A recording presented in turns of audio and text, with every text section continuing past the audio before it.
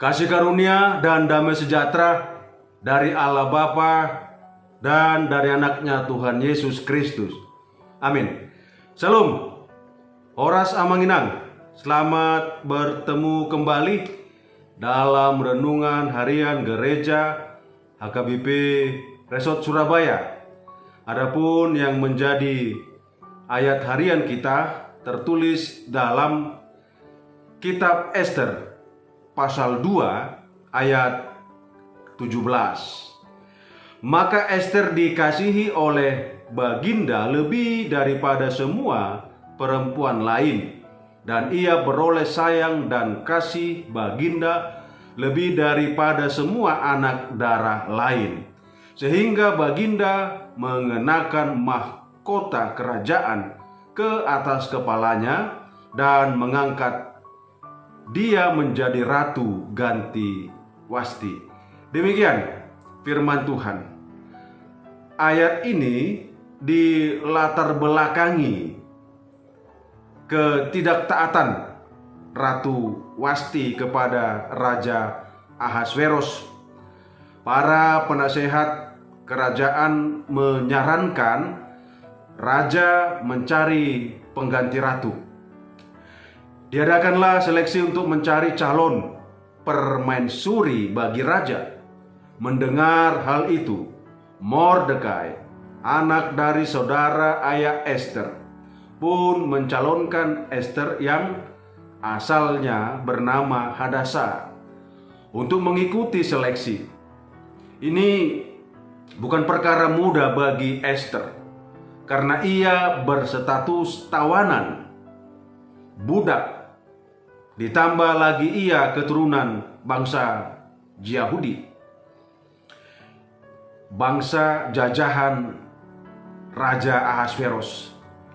Jadi Ester harus merahasiakan latar belakang hidupnya, sebab jika raja tahu, resikonya sangat besar, yaitu hukuman mati.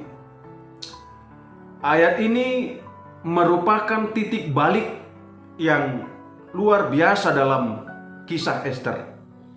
Mari kita lihat, Bapak Ibu, makna di balik kalimat maka Ester dikasihi raja lebih daripada semua perempuan lain, dan ia beroleh sayang dan kasih raja lebih daripada semua anak darah lain.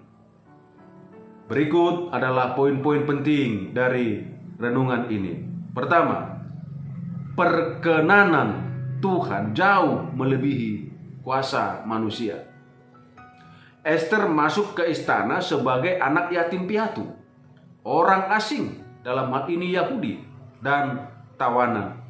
Secara logika ia tidak memiliki modal sosial yang kuat dibandingkan kandidat lainnya. Namun ayat ini mencatat bahwa ia dikasihi lebih dari semua perempuan lain. Bapak Ibu, apa yang mau kita pelajari dari sana? Ketika Tuhan membuka pintu, latar belakang atau kekurangan, kita tidak bisa menghalangi rencananya. Ketika Tuhan berkehendak, Tuhan sanggup menempatkan kita di posisi yang tidak pernah kita bayangkan.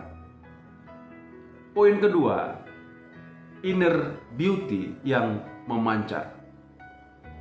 Apa yang dilihat Raja Ahasveros? Sementara gadis-gadis lain mungkin sibuk dengan perhiasan dan kosmetik terbaik, Ester tampil dengan kesederhanaan dan hikmat. Bisa kita baca dalam Ester 2 ayat 15.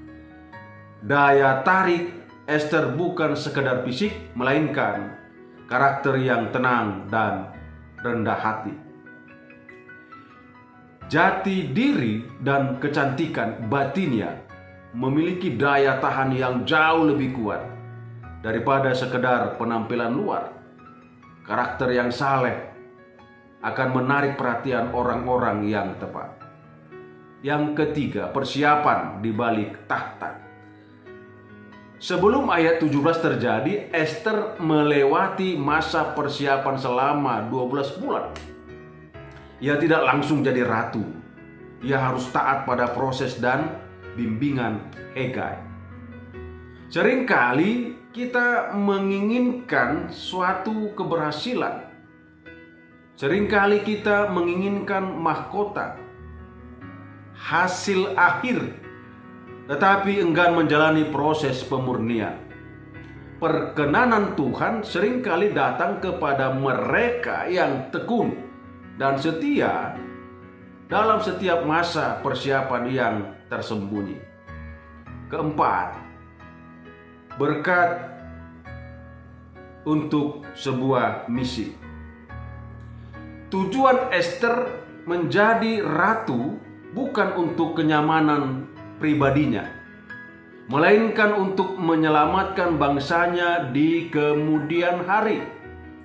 Ayat 17 adalah cara Tuhan menempatkan orang yang tepat di tempat yang tepat dan pada waktu yang tepat.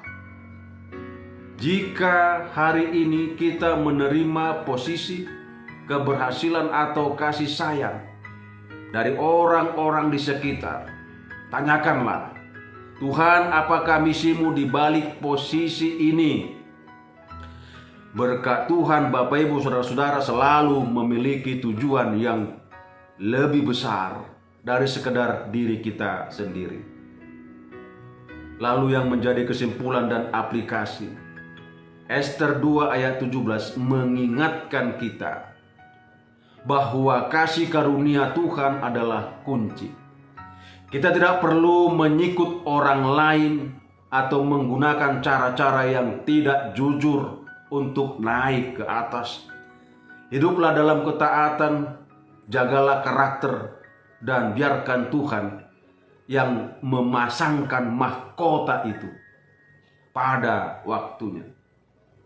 Tuhan Yesus menguatkan kita. Amin. Kita berdoa.